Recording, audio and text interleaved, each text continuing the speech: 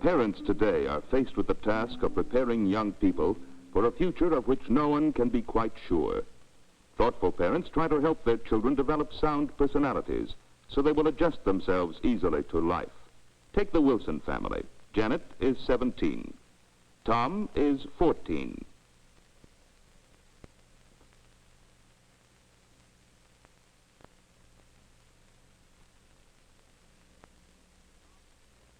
Tom and Janet are typical teenagers, no better and no worse than the average.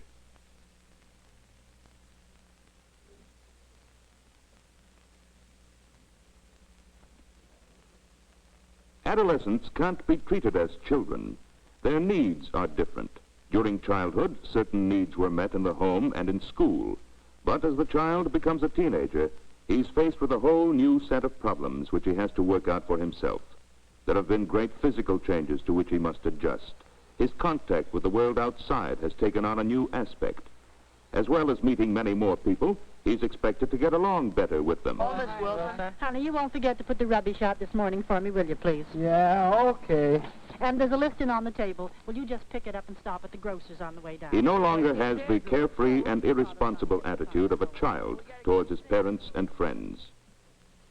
Mrs. Wilson can help Tom in the process of growing up if she realizes he has the same needs as the child for affection, care, and guidance. But the way in which these needs are met should change as the situation changes. First, there are certain basic physical needs. Boys and girls at this age should have plenty of fresh air. During these years of rapid growth, exercise is necessary for full development of bones, muscles, and nerves. Organized games meet this need, but they also provide much more than exercise. Team play encourages cooperation, loyalty, and the spirit of fair play. Competition with others of his own age teaches good sportsmanship and helps the teenager to appraise himself in relation to others.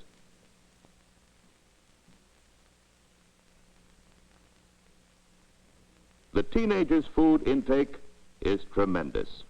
Mrs. Wilson knows that Tom and Janet eat all kinds of odd things between meals, but she takes care to see that at regular mealtimes, each day's menu provides a balanced diet.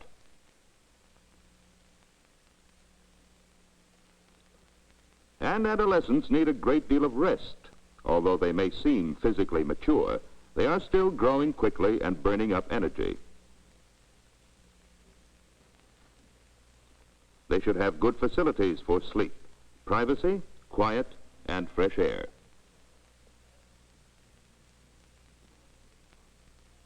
Often they need guidance to make sure that they use these facilities to advantage by going to bed at an hour that will ensure sufficient sleep.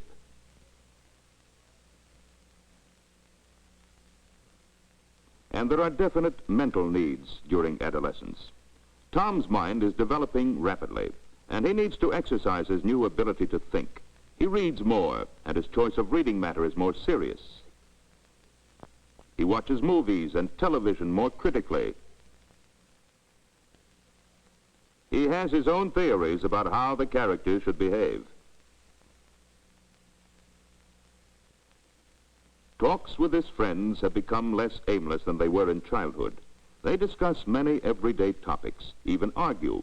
While they may seem dogmatic and overconfident, they really use these discussions to work out their own ideas more clearly. A good educational program keeps pace with this rapid development because educators know that if the teenager ever loses interest in study, it's difficult to revive that interest. Therefore, the curriculum should be difficult enough to provide a challenge to the student's interest. It should also encourage the development of initiative and the ability to make decisions. New ideas should be introduced to stimulate further mental development. Visual materials and modern methods go a long way toward providing this stimulus. Janet is reaching the end of high school. A decision on her future career is becoming a real issue. She has a pretty clear idea that she wants to be a nurse, but practical and sympathetic advice from the vocational counselor helps her to decide on courses and look at the future realistically. But education has two sides. One is the direct instruction that is given in school and at home. The other is less direct. I understand all that. But if a Jew isn't going to be accepted in our lodge, then I don't want any part of it. Oh, I'm sorry, Dick. I just can't see it that way. Who you mad at, Pop? That was the secretary of the lodge. You know, Tom, some people have queer ideas of democracy. The teenager's attitude to life and to other people is strongly influenced by what they observe and overhear. Why can't he be on the team? Plays ball as good as you do, doesn't he? He's got as good grades you have, too. What's his color got to do with it? The spiritual needs of the adolescent are not always easy to recognize. Tom feels the need of a faith that means something to him. New acquaintance with science, and knowledge of other religions, and a desire to think for himself have led him to question beliefs readily accepted during childhood. Yeah, but how do we know for sure about Adam and Eve? There wasn't anybody else alive then. There wasn't any writing for thousands of years. It was all written down much later by some guy. Maybe he just made it all up. Whether or not he feels free to question his parents' beliefs depends on the kind of religious training he had during childhood. Tom's early training was not dogmatic. Now his doubt is a result of conflict between childhood concepts of religion and his adolescent concepts of the world. To Tom, doubt does not mean rejection of all his beliefs, but adjustment of his beliefs to fit in with his new understanding of life.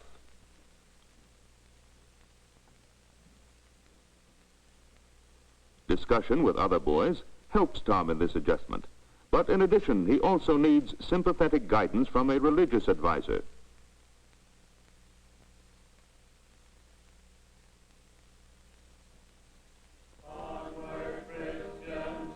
Janet has passed through this stage of religious doubt and awakening.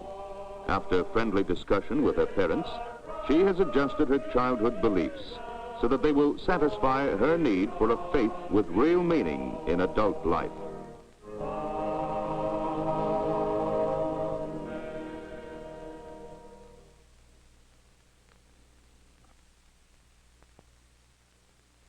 Then there are the social needs of the teenager.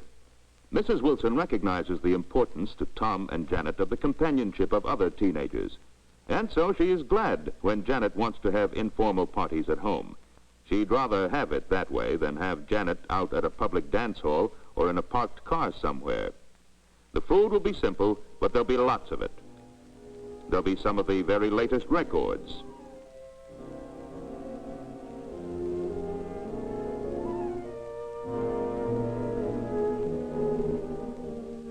And enough room for dancing. There's room, too, for the inevitable horseplay, the silly games, and the enthusiastic community singing. And best of all, Mother and Dad are going to a movie.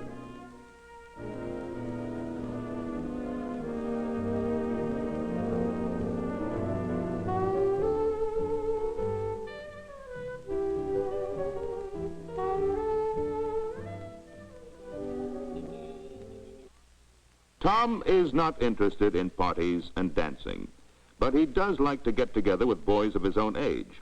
It's easier for younger teenagers if recreation is organized for them. They haven't yet had enough experience to do it for themselves.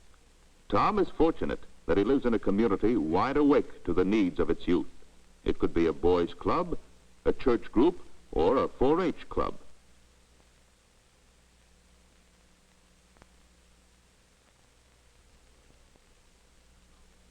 Tom enjoys getting together with a wider circle of friends, the feeling of belonging. And young adolescents have a real need to belong. Once they do belong, the group leader can provide guidance in cultivating useful interests and activities.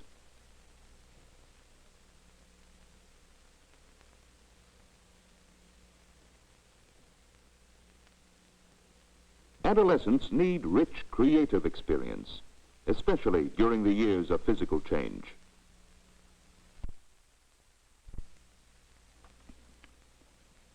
Besides belonging to the Scouts, Tom is a member of the school drama club. He feels too shy to act, But he likes working on the sets. He gets real satisfaction out of this constructive activity along with other young people, and it's a chance to get to know the girls outside school hours without having to ask for a date. Besides meeting social and emotional needs of its members, the drama club has a great educational and cultural value.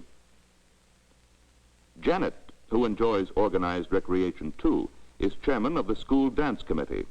Older teenagers like to do their own organizing, and by setting up a committee and handling all the arrangements themselves, they not only make sure the party will be the way they want it, but they also gain valuable experience in cooperation and leadership. And they learn something about the responsibility of the leaders to the group and the group to the community.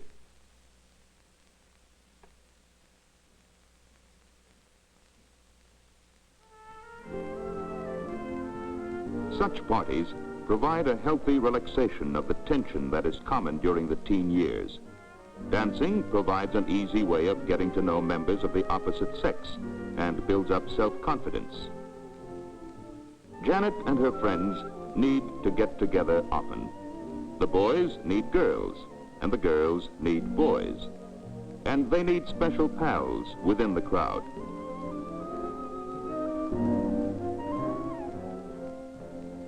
They like to have frequent, intimate conversations with these friends to give them reassurance of friendship.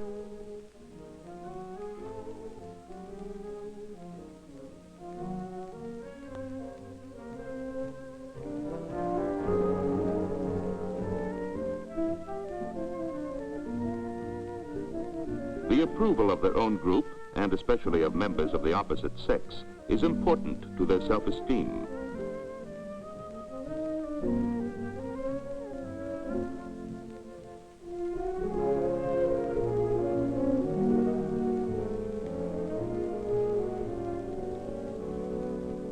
And finally, the emotional needs of the adolescent. Besides Janet's need for approval by her friends, there are two important needs that must be met at home: independence and acceptance. I'm going to bed, Harry. Leave the door unlocked for Janet. I hate to go to bed while she's still out, but she has to grow up sometime, I guess. Where was she going tonight? To the school dance with Jim. She said she'd be home at 1 o'clock, and she usually comes in when she says she will. Mrs. Wilson realizes that Janet wants to be free to make her own decision about the time she'll be home. But Janet, subconsciously, feels more secure if her mother is concerned about her staying out late. She wants to be grown up and independent, and yet she's not sure enough of her own judgment to accept full responsibility for all her actions.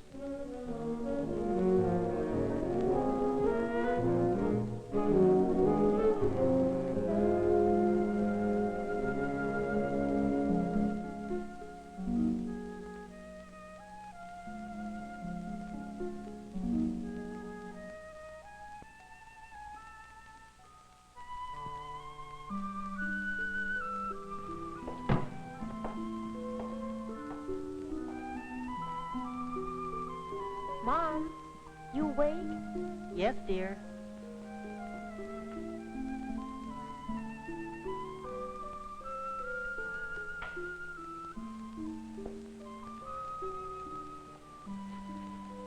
Oh, Mom, I had a wonderful time. Did you, dear?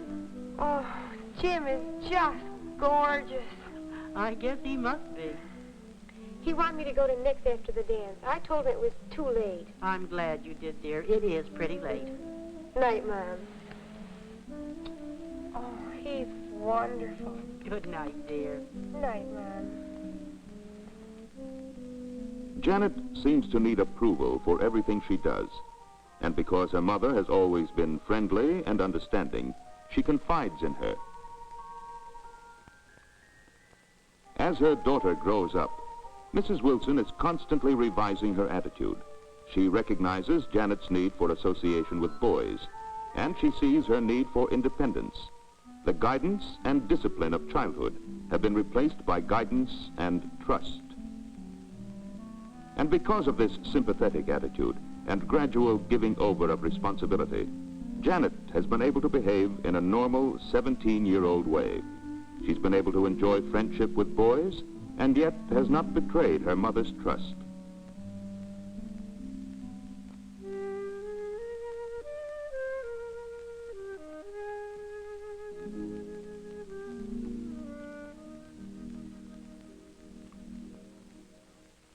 Now, let's see again how the basic needs of adolescents are met.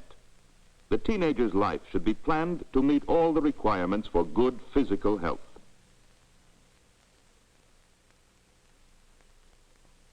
Both at home and at school, the adolescent should have enough mental stimulation to bring about the fullest development of his mind.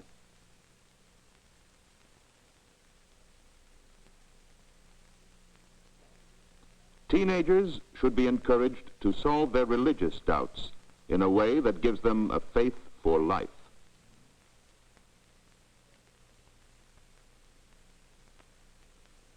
They need healthy and informal get-togethers with others of their own age.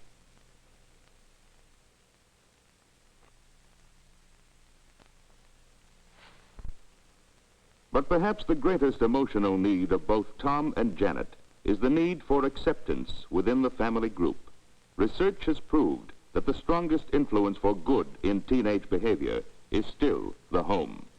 Most parents and most teenagers are busy, but they do have some time together, and it's not the quantity of time together, but the quality that counts. Good morning.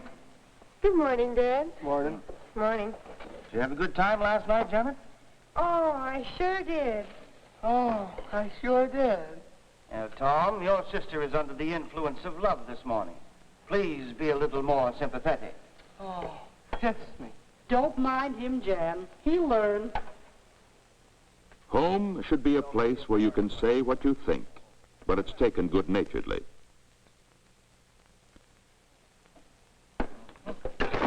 I'm not. Where everyday problems of growth are recognized as normal and not fussed over.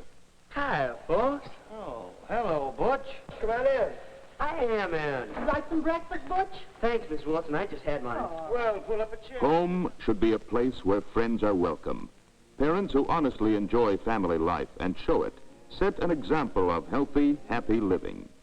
By offering understanding, guidance, gradual independence, and acceptance within the family group, Mr. and Mrs. Wilson are helping their teenage son and daughter to build sound personalities for whatever the future may bring.